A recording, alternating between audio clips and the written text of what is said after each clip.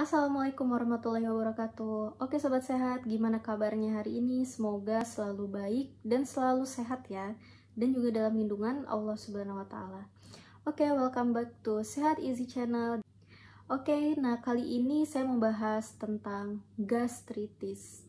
Nah, gastritis itu berasal dari kata gastro, kemudian itisnya itu adalah peradangan dan gastronya itu adalah pencernaan. Jadi peradangan pada lambung. Nah, lambung ini adalah salah satu organ pemasak yang sangat penting bagi tubuh kita. Seperti teman-teman tahu bahwa peranan lambung ini dalam mencerna makanan itu bisa rusak karena dia terjadi peradangan. Nah, peradangan ini pemicunya memang banyak banget gitu. Dan sebenarnya gastritis ini itu adalah masalah yang sangat mudah atau sering banget. Bahkan berdasarkan riset itu sebagian besar orang itu pernah menderita gastritis. Dan ini ada yang bisa disembuhkan secara penanganan di rumah dan ada juga yang dia bersifatnya kronik atau dia menahun. Oke, nah dan gastritis itu kita mulai dari penyebabnya. Nah, penyebab dari gastritis ini itu bisa diakibatkan karena makanan. Jadi, seseorang itu mungkin senang banget untuk makan makanan yang pedas, kafein seperti kopi atau teh, kemudian makan makanan yang junk food, minuman beralkohol, soda, ataupun kebiasaan yang buruk seperti merokok. Nah, kebiasaan-kebiasaan makanan yang buruk ini jika dia berangsur begitu lama itu bisa menyebabkan kenaikan asam lambung karena lambung itu sebenarnya peka terhadap makanan-makanan yang tadi terlalu panas, terlalu pedas, terlalu dingin juga itu nggak baik untuk lambung kita. Makanan atau minuman yang bersuhu dingin. Nah, suhu dingin pada makanan atau minuman seperti kalau kita panas-panas sukanya minum es, misal juga kalau makan bakso, makan soto, sop, pokoknya makanan yang berkuah yang panas-panas itu enaknya itu kan pasti minum es teh manis gitu atau jus-jus buah yang segar. Nah, minuman yang terlalu dingin seperti ini itu nggak bagus sebenarnya untuk lambung kita. Kenapa? Karena suhu yang dingin ini akan menyebabkan pencernaan kita itu melambat. Nah, jadi seharusnya makanan itu lebih mudah untuk dicerna oleh tubuh, malah dia tuh jadi melambat dan susah untuk dicerna. Nah, ini juga menjadi cikal bakal seorang itu menderita sariawan, panas dalam, dan lain-lain karena memang pencernaannya ini yang dia terhambat. Selain dari makanan atau minuman yang dingin, itu juga pastinya dipicu oleh stres. Stres, ketegangan, rasa was-was yang tinggi. Makanya seseorang yang punya masalah gastritis, seperti yang saya sering dapat dari pasien-pasien itu mereka juga menderita kecemasan yang tinggi atau rasa was-was, rasa takut, dan cemas yang berlebihan seperti itu. Jadi memang gastritis itu bisa dia menjadi pemicunya adalah dari stres itu sendiri. Makanya memang penting banget untuk manajemen stres. Dari awalnya stres yang tadinya tidak punya penyakit asam lambung atau tidak punya penyakit MAH itu bisa menjadi punya karena memang tadi manajemen stresnya itu yang kurang. Nah, jadi dengan tingkat stres yang tinggi ini itu akan memicu naiknya asam lambung bahkan sampai 3 kali lipat. Nah, itu benar-benar tinggi ya. Dan dengan meningkatnya asam lambung ini itu bakal mengikis dinding lambung kita yang akan menyebabkan luka. Nah, dan dari luka inilah dia akan memicu penyakit peradangan pada lambung, gastritis atau MAH. Gitu ya. Gastritis sendiri itu ada beberapa macam. Salah satunya yang paling familiar yang kita dengar itu adalah MAH dan juga GERD. Kalau MAH ini adalah peradangan akibat luka yang ada pada lambung atau dia membentuk ulkus. Sedangkan yang kedua adalah GERD yaitu Gastrointestinal Reflux Disease, yaitu adalah penyakit akibat terjadinya reflux asam lambung. Reflux itu artinya asam lambung itu tuh naik ke atas.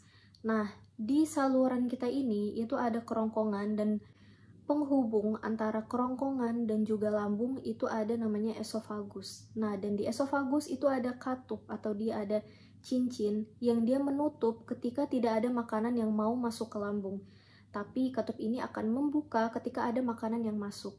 Nah, ketika seseorang itu menderita GERD, maka terjadi gangguan pada katup ini yang harusnya katup ini itu menutup ketika makanan sudah mulai dicerna oleh lambung, ini katup ini terus terbuka sehingga asam lambung itu naik ke atas dan juga mengiritasi esofagus ini. Makanya seseorang itu bisa menderita esofagitis atau peradangan pada esofagus.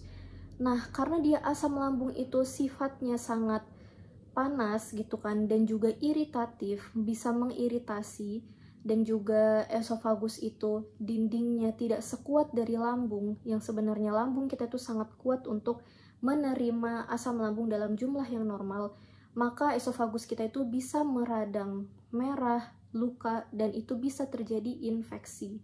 Makanya seseorang yang menderita GERD memiliki gejala-gejala penyakit seperti ada rasa panas di dada atau ada heartburn, kemudian terasa sakit di tenggorokan, susah menelan, radang tenggorokan, dan juga bisa mengakibatkan mual dan juga muntah. Jadi lambung ini tidak menerima makanan karena asam lambung tadi yang udah naik ke atas.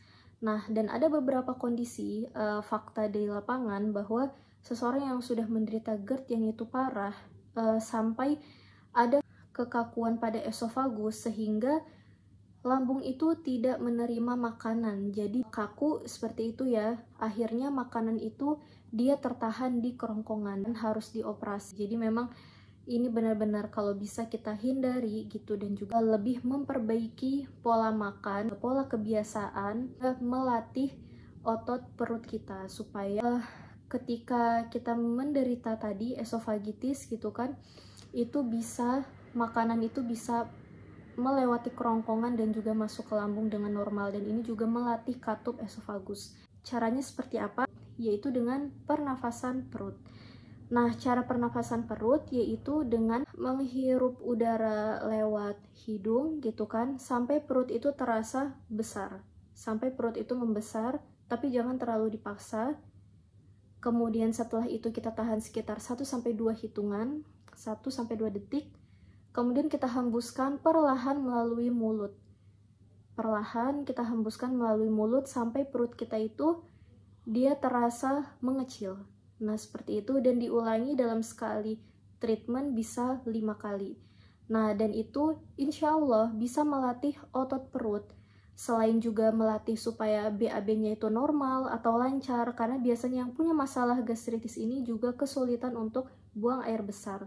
Nah, selain itu juga melatih otot di esofagus ini supaya dia lentur kembali dan bisa membuka dan menutup secara normal. Berikut ini ada 5 tips dari saya gimana caranya supaya memperbaiki penyakit gastritis yang terlanjur sudah Anda derita, baik itu akut ataupun kronis.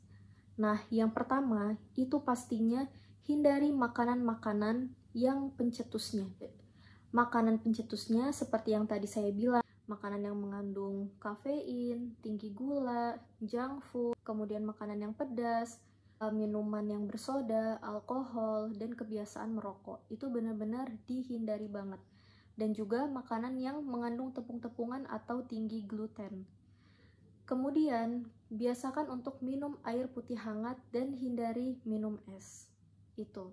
Kemudian yang kedua, lakukan tadi latihan untuk pernafasan perut. Nah, kemudian yang ketiga, benar-benar manajemen stres. Nah, manajemen stresnya itu gimana? Stres itu pasti wajar banget ya, dan bisa dialami oleh siapa aja. Tapi hidup ini adalah pilihan kita untuk terus memikirkan satu masalah atau kita mencari jalan keluarnya dan memikirkannya dengan kepala yang dingin. Jadi caranya terus berpositif thinking, kemudian juga ketika pikiran dan kecemasan itu datang, cobalah untuk menggantinya dengan zikrullah atau dengan zikir. Insya Allah perasaan itu bakal lebih tenang dan juga gastritis itu nggak kumat lagi. Dan yang keempat, coba konsumsi rempah-rempah secara teratur seperti dibuat wedang gitu, karena ada beberapa rempah yang bagus dikonsumsi penderita MAH dan GERD, itu seperti temulawak, kunyit, jahe, madu, habatus sauda, itu bagus banget. Kemudian konsumsi makanan-makanan yang Allah berkahi seperti air zam-zam, kurma, kemudian minyak zaitun, dan lain-lain masih banyak lagi. Nah, dan ikhtiar yang terakhir itu bisa dengan konsumsi gastritis powder. Ini gambarnya yang saya tunjukin di sini.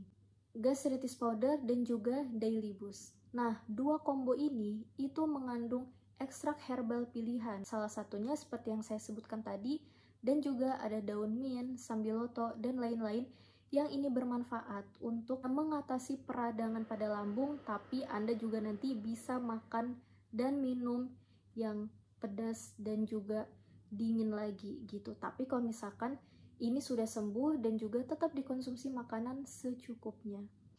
Oke, cukup sekian. Semoga video ini bermanfaat. Jika ini bermanfaat, silahkan like dan komen jika ada pertanyaan, dan share video ini untuk mereka yang membutuhkannya, dan juga jangan lupa subscribe. Oke, dari saya Lutfi Ramadhani, dari Sehat Easy Medika Tama. Wassalamualaikum warahmatullahi wabarakatuh.